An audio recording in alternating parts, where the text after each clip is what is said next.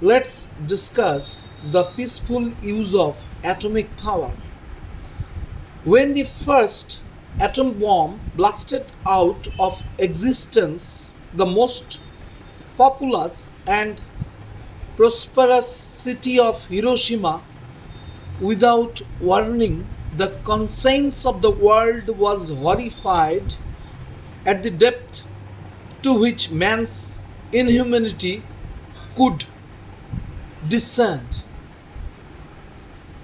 Since then, nightmare has been growing as news of more diabolic utilization of the atomic power in the form of nuclear weapon with incalculable powers of destruction began to be broadcast. Men held their breath in horror at the prospect of another war that might put an end not only to civilization but even to the world as we know it. The full implication of this were broadcast to the world by great Einstein in his last message to the conscience of scientists. Today, it seems likely that the conscience of humanity may yet succeed in rescuing man from his own inhumanity. When the atoms of peace conference opened at Geneva, we seem to be on the threshold of a new era of world development. Scientists outlined plans to utilize atomic power for human welfare. Practical progress has been made here and there. Sri Jawaharlal Nehru was shown in Soviet Russia big plants worked by atomic power. Similar experiments are going on in the other countries, notably in Great Britain, while politicians are meeting with the purpose of banning not merely atomic war but war of all kinds. It is fitting that scientists should collaborate in pooling their brains for discovering all ways and means for the use of atomic power for peaceful purposes. It seems that Einstein dead may be a greater force even than Einstein living. The need of the use of atomic power is indeed great. As the chairman of the conference, Dr. Bhabha, pointed out, the natural fuel resources of the world, the chief source of power so long, are fast dwindling.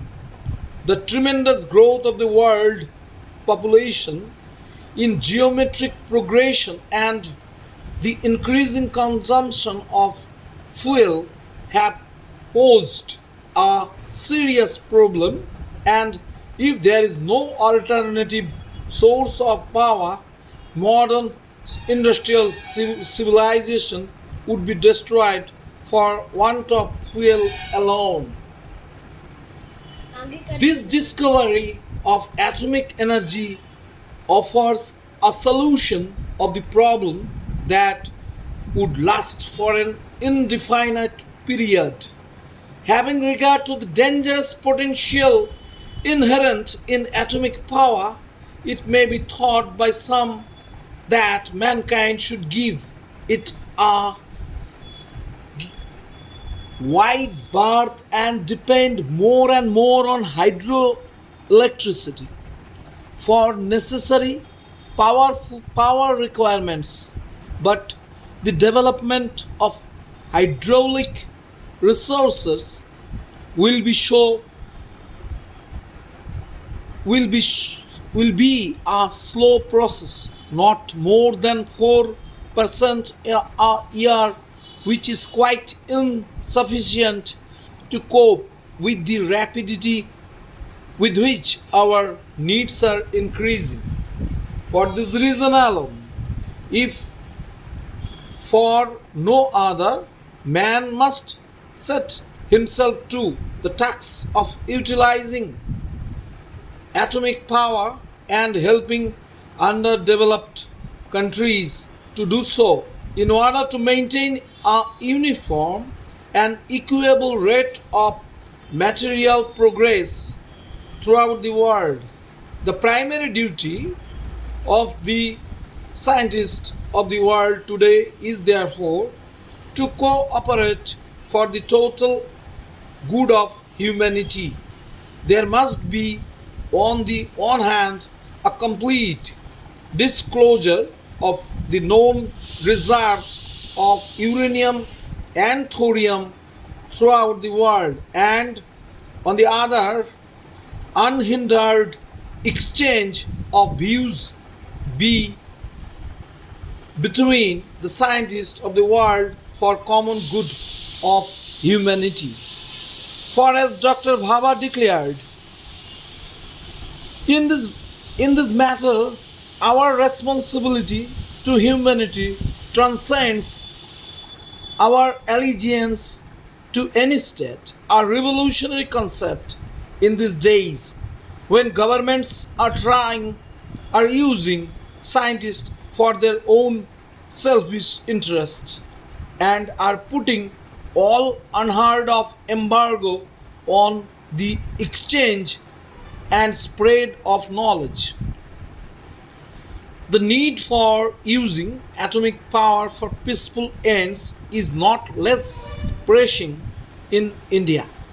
In spite of her immense water power, the fact that most Indian rivers are monsoon fed necessitates the construction of huge storage reservoirs against the dry seasons.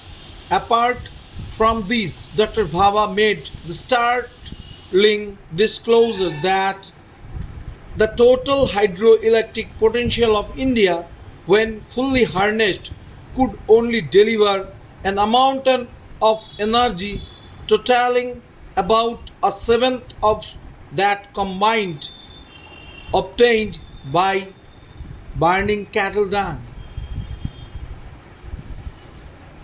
Hence, India has to explore her uranium and thorium resources and harness them for the production of power.